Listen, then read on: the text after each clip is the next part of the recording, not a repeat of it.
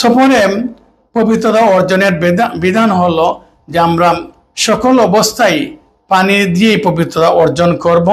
অনেক সময় যদি আমরা পানির সন্ধান না পাই, পানি আমাদের জানা না থাকে, তাহলে আমরা কি করব, আমাদের সাথে এই সফর অবস্থায় আমরা পবিত্র মাটি সামান্য নিয়ে নিব, তাহলে মাটি দিয়ে আমরা তায়াম্মুম করতে পারব।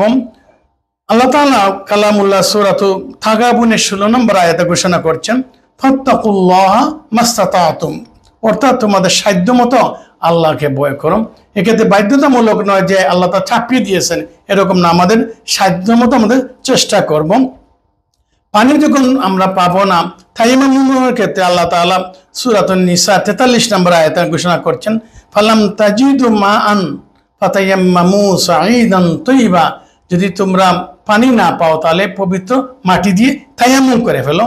তাহলে আমরা যে বিষয়টুকু এখানে সান্নিধ্য হিসেবে বলতে পারি সেটা হলো, আমরা পবিত্রতা অর্জনের ক্ষেত্রে পানিকে অগ্রাধিকার দিব, এবং পানি যদি না পাওয়া যায় তাহলে পবিত্র মাটি দিয়ে আমরা তায়াম্মুম করে ফেলবো।